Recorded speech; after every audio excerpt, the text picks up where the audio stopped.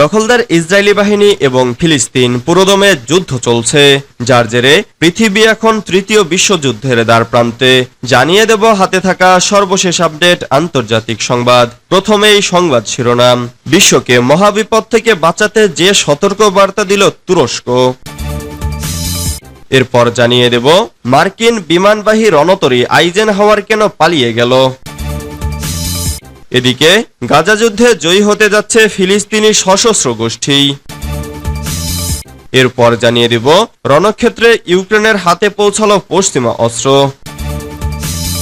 আরও জানিয়ে দেব ফিলিস্তিনিদের ধ্বংস করাই ইসরায়েলের প্রধান লক্ষ্য। সর্বশেষ জানিয়ে দিব ফ্রান্সে গৃহযুদ্ধের আশঙ্কা নিয়ে ম্যাক্রোর হুঁশিয়ারি। এতক্ষণ শুনছিলেন সংবাদ শিরোনাম, এবারে বিস্তারিত। তবে অনুরোধ থাকবে ভিডিওটিতে একটি লাইক করবেন এবং কমেন্ট করে জানিয়ে দিবেন কোন জেলা থেকে আপনি আমাদের এই ভিডিওটি দেখছেন। বিশ্বকে মহাবিপদ থেকে বাঁচাতে যে সতর্ক বার্তা দিল তুরস্ক। বিশ্ব রাজনীতির উত্তাল মুহূর্তে নিজেদের জাত চেতনাতে উঠে পড়ে লেগেছে তুরস্ক। রাশিয়া ও ইউক্রেন যুদ্ধ থেকে শুরু করে গাজা যুদ্ধ, সবখানেই নিজের কূটনৈতিক পদাচরণ বজায় রেখেছে আঙ্কারা। ন্যাটো সদস্য হওয়ায় পশ্চিমা শক্তির সঙ্গে দেন দরবারে যেমন নিজের অবস্থান স্পষ্ট করেছে, তেমনি যুক্তরাষ্ট্র বিরোধী জোটের কাছেও বিশ্বস্ত মিত্র হয়ে উঠেছে দেশটি। এমন অবস্থায় সম্ভাব্য তৃতীয় বিশ্বযুদ্ধ নিয়ে সতর্ক বার্তা দিয়েছেন তুর্কি পররাষ্ট্রমন্ত্রী হাকান ফিদান। তুর্কির সংবাদ মাধ্যম ডেইলি সাবার এক প্রতিবেদনে বলা হয়, বিশ্বব্যাপী আঞ্চলিক সংঘাতের বিস্তৃতি ও পারমাণবিক হামলার হুমকির মুখে তৃতীয় বিশ্বযুদ্ধ নিয়ে সবাইকে সতর্ক হওয়া উচিত। এ সময় তুরস্ক আঞ্চলিক স্থিতিশীলতা ও বিশ্ব শান্তির পক্ষে রয়েছে বলে জানান ফিদান। তিনি মনে করেন বিশ্ব নেতাদের তৃতীয় বিশ্বযুদ্ধের হুমকিকে গুরুত্ব দেওয়া উচিত। মার্কিন বিমানবাহী রণতরী আইজেনহাওয়ার কেন পালিয়ে গেল। মার্কিন সরকার এখনো ফিলিস্তিনের আল আকসা তুফান নামক অভিযানের পরিণতিতে জড়িয়ে আছে। গাজা থেকে পরিচালিত হামাস ও ইসলামী জিহাদের ওই অভিযানের কারণে মার্কিন যুক্তরাষ্ট্রের বিখ্যাত বিমানবাহী রণতরী আইজেনহাওয়ার ছুটে এসেছিল লোহিত সাগরে, কিন্তু এখন জলদানবটি এই অঞ্চল ছেড়ে যেতে বাধ্য হয়েছে।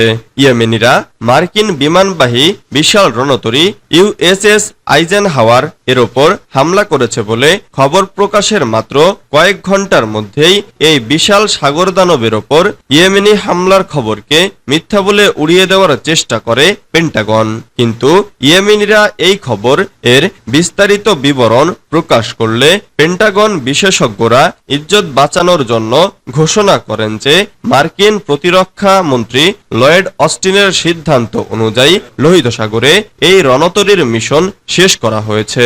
এই ঘটনার পর অনেক মার্কিন সংবাদ মাধ্যম ও গবেষণা প্রতিষ্ঠান বলেছে যে ইহুদিবাদী ইসরায়েলের প্রতি পাশ্চাত্যের অস্ত্র সাহায্য অব্যাহত থাকা সত্ত্বেও ইসরায়েলের অবস্থা এখনো নাজুক ও তা দৃশ্যমান এবং বিখ্যাত মার্কিন রণতরীর এখনো সেখানে থাকা উচিত। কিন্তু ইয়েমেনিদের নতুন হামলার পর অস্টিন ঘোষণা করেন যে আইজেনহাওয়ারের পিছু হটা দরকার এবং সম্ভবত থিওডর রুজভেল্ট রণতরী সেখানে যাবে।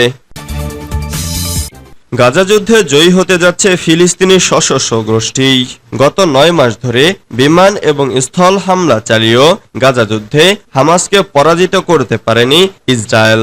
এমনকি সশস্ত্র গ্রুপটিকে পরাজিত করার ধারের কাছেও নেই ইসরায়েল।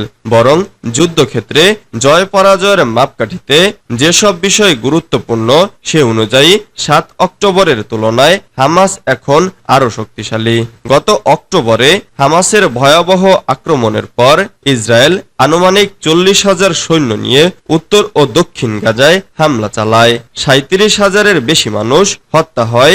জনসংখ্যার 80%কে জোরপূর্বক বাস্তুচ্যুত করা এবং উপত্যকাটিতে কমপক্ষে 70,000 টন বোমা ফেলেছে তারা। গাজার অর্ধেকের বেশি ভবন ধ্বংস করে দেওয়া হয়েছে এবং সেখানে খাবার, পানি, বিদ্যুৎ সরবরাহ সীমিত করার ফলে পুরো জনগোষ্ঠী এখন দুর্ভিক্ষের দ্বারপ্রান্তে। রণক্ষেত্রে ইউক্রেনের হাতে পৌঁছালো পশ্চিমা অস্ত্র। রণক্ষেত্রের সম্মুখভাগে ইউক্রেনীয় ইউনিটগুলোর কাছে পশ্চিমা অস্ত্র পৌঁছেছে। ওয়াশিংটনে কয়েক মাসের রাজনৈতিক বিতর্কের মুখে ইউক্রেনের জন্য পশ্চিমা অস্ত্রের সরবরাহের একটি প্যাকেজ দীর্ঘদিন আটক ছিল। কয়েক মাস বিলম্বের পর ইউক্রেনের জন্য $61 বিলিয়ন এই প্যাকেজটির অনুমোদন দেয় মার্কিন কংগ্রেস। এর আওতায় এখন ইউক্রেনীয় ইউনিটগুলোতে একটি নতুন অস্ত্র সরবরাহ প্রবাহ আসতে শুরু করেছে। ব্রিটিশ বার্তা সংস্থা রয়টার্স এই খবর জানিয়েছে। ডোনেস্ক অঞ্চলে একটি গোলাবারুদের একটি ইউনিট রয়টার্সের সাংবাদিকরা যখন পরিদর্শন করেছিলেন তখন রুশ সেনাদের মনোযোগ ছিল যুদ্ধক্ষেত্রের 1000 কিলোমিটারের মধ্যে ডোনেস্কে তাদের ধীরে অগ্রগতি। প্রয়োজনে M109 স্বচালিত হাওয়াইজার থেকে গোলাও ছড়েছিল তারা।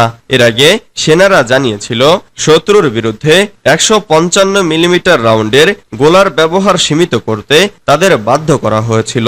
তখন পদাতিক বাহিনীকে আরো এগিয়ে নিতে সক্ষম ছিল তারা, তবে তাদের এটি করা থেকে বিরত রাখা হয়। ফিলিস্তিনিদের ধ্বংস করাই ইসরায়েলের প্রধান লক্ষ্য। অবরুদ্ধ গাজা উপত্যকায় ইসরায়েল যে গণহত্যা চালাচ্ছে তা বিদ্রোহ দমনের সব নিয়মকানুন লঙ্ঘন করেছে। সেই সঙ্গে একে কেবল ফিলিস্তিনি জাতিকে ধ্বংস করার পরিকল্পিত প্রচেষ্টা বলেই ব্যাখ্যা করা যায়। সম্প্রতি ন্যাটোর সাবেক বিশ্লেষক ও সুইজারল্যান্ডের গোয়েন্দা কর্মকর্তা কর্নেল জ্যাক বাউড এই মন্তব্য করেছেন। রুশ নিউজ চ্যানেল আরটিকে দেওয়া এক সাক্ষাৎকারে বাউড বলেন, ইসরায়েল রাজনৈতিক দিক দিয়ে হামাস সমস্যার সমাধান করার চেষ্টা করছে না, যা সাধারণত বিদ্রোহ দমনের ক্ষেত্রে করা হয়, বরং তেল আবিব নৃশংস উপায় অবলম্বন করছে, যার একমাত্র লক্ষ্য গোটা ফিলিস্তিনি জাতিকে ধ্বংস করা। যুদ্ধবাজ প্রধানমন্ত্রী বেনিয়ামিন নেতানিয়াহু সোমবার গাজা থেকে জিম্মিদের উদ্ধার করার পর গাজায় ফের আগ্রাসন শুরু করার ইচ্ছা ব্যক্ত করেন। এদিন কর্নেল বাইডের এই সাক্ষাৎকার প্রচারিত হলো। নেতানিয়াহু গত 7 অক্টোবরের পর থেকে গাজা আগ্রাসনের প্রধান লক্ষ্য হিসেবে বহুবার হামাসের বিরুদ্ধে সার্বিক বিজয়ের দাবি করেছেন, তবে যুদ্ধ পরবর্তী পরিকল্পনা হিসেবে তিনি গাজা উপত্যকার ওপর পূর্ণ নিরাপত্তা নিয়ন্ত্রণ প্রতিষ্ঠার কথাও তুলে ধরেছেন।